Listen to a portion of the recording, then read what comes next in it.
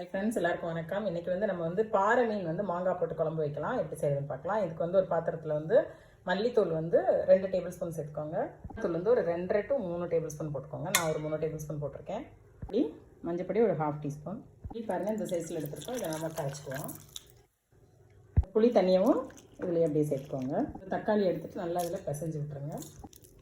நல்லா இப்படி பிசைஞ்சு விட்டுருங்க. பச்சை மிளகா லைட்டாக அந்த அளவுக்கு நசுக்கிட்டு ஒரு 1/4 கப் ஒரு 2 பூண்டு பல்லு போட்டு அரைச்சி வச்சுருக்கோம். அதையும் இதில் சேர்த்துக்குவோம். இதில் இதுக்கு தேவையான அளவுக்கு கல் உப்பு சேர்த்துக்கோங்க.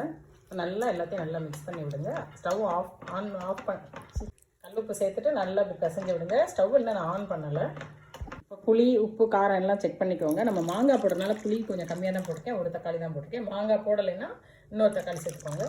தேவையான அளவு தண்ணி ஊற்றிட்டு இப்போ ஆன் பண்ணி விட்டுடலாம். மாங்காய் இதில் சேர்த்துக்கோங்க. நான் கொஞ்சமாக தான் சேர்த்துக்கிறேன், ஏன்னா ரொம்ப புளிப்பாக இருக்கும் மாங்காய். இந்த மாங்காய் குழம்பு கொதிக்க ஆரம்பிக்கிட்டு நம்ம மீனை போட்டுக்கலாம். மூடி வச்சுருங்க.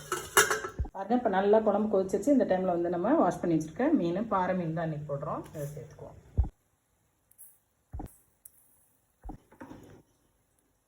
இப்போ நம்ம மீன் வெந்துட்டுருக்கு. இந்த டைமில் ப்ரானுக்கு தவா ஃப்ரைக்கு ரெடி பண்ணிடலாம். இதில் மிளகாத்தூள் ஒரு 2 டேபிள் ஸ்பூன் போட்டிருக்கேன். மஞ்சத்தூள், அப்புறம் மிளகு பொடி, இதெல்லாம் இதில் சேர்த்துக்கோங்க.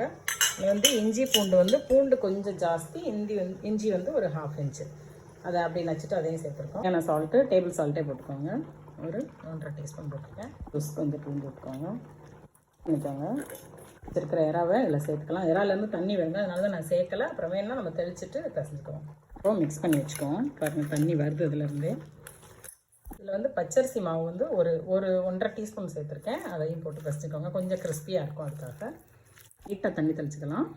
தெளிச்சுட்டு மாவு போட்டதுனால கொஞ்சம் ட்ரையாக இருக்குது. உங்களுக்கு கலர் ஏதாவது காஷ்மீரி சில்லி பவுடர் இருந்தால் நீங்கள் கலருக்காக சேர்த்துக்கோங்க. இது ஒரு 1/2 hour அப்படியே ஊறட்டும்.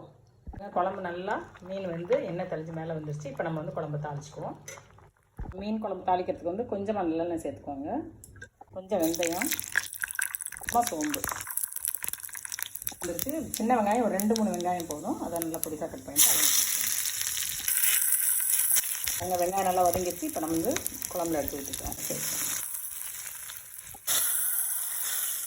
நல்லா டேஸ்டியான பாறை மீன் குழம்பு ரெடி ஆகிடுச்சு. இப்போ இது ஆஃப் பண்ணி வச்சுக்கலாம். இப்போ நம்ம ப்ரான் ஃப்ரை பண்ணி எடுத்துக்கலாம். இதில் கொஞ்சம் கடலெண்ணெய் சேர்த்துக்குவோம்.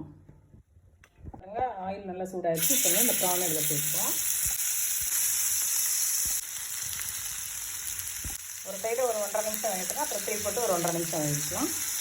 பாருங்கள், நம்மளோட ப்ரான் தவா ஃப்ரை ரெடி ஆகிடுச்சு. இன்னும் கொஞ்சம் ஒரு நிமிஷம் விட்டு நம்ம எடுத்துடலாம்.